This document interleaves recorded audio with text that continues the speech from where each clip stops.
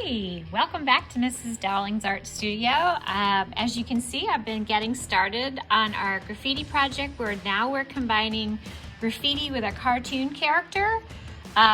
We've looked at Banksy, we've looked at Herring, and you can see I am combining Wonder Woman with my name, and you'll see I have my references out here. You see my stuff from my last project, there a couple of projects ago. There's the bear.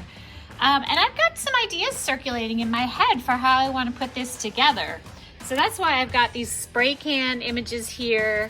I have lots of images of Wonder Woman out. And I've got this old piece of watercolor paper sitting around because I have this idea that maybe I want to do some type of watercolor splash design in the background. And I brought these home from Hobby. These are watercolor pencils, and I really haven't played around with watercolor pencils enough, so I want to do that.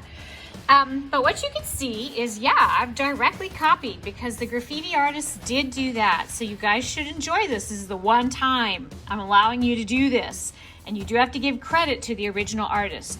But this is about still your own creation and how you're going to incorporate your favorite cartoon character with your graffiti name, your background style. So even though you are directly copying, it's because we're working in the style of some of the contemporary graffiti artists that we've taken a look at. So I'm going to get started.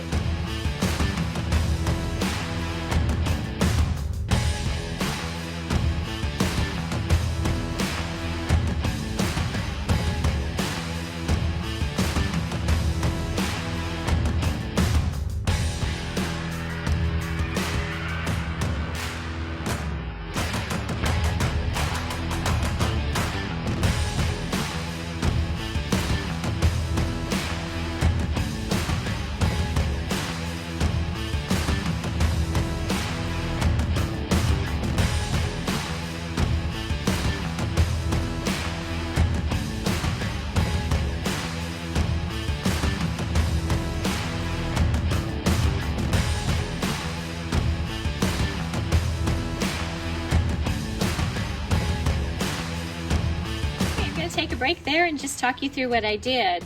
So if you look at the original image, you can see there's these very sharp-edged 1-point perspective lines that go back behind Wonder Woman there. I took that idea and I sort of still kept that 1-point perspective line you saw me probably drawing with a ruler, but you can see I took all the other lines out and I changed it into paint splatters because this is about me. I teach art, so I wanted more of a painterly background.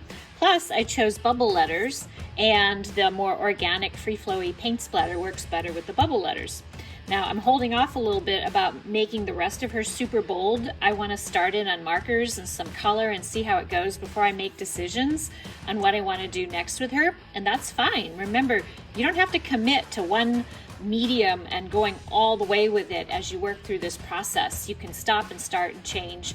And since I want to come up with some type of painterly background, and I'm not sure how I'm going to do that yet, I'm just kind of holding off on committing all the way to every piece of media that I'm going to work with. So I'm going to explore some colored pencils here and here and see what happens to that, and then I'm just going to go from there. Okay, bye.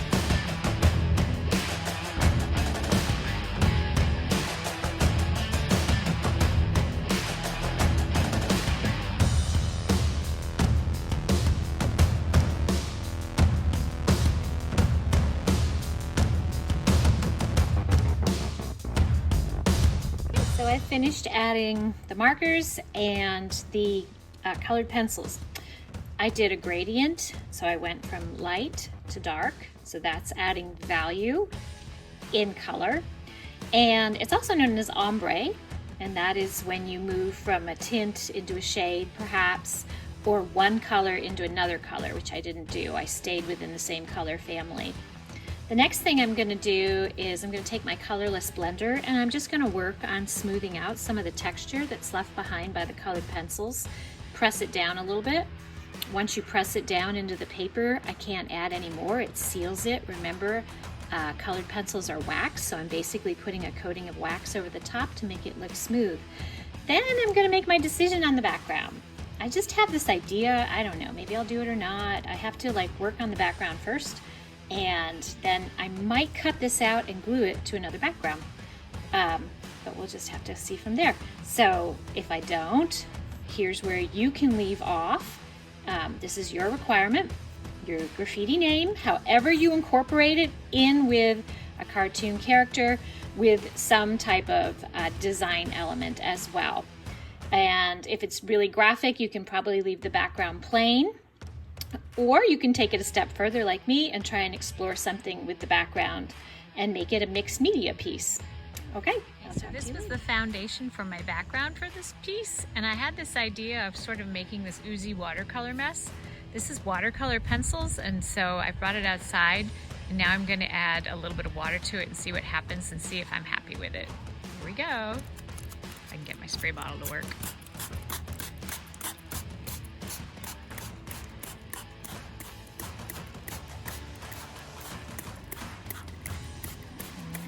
Ooh, I kind of like this.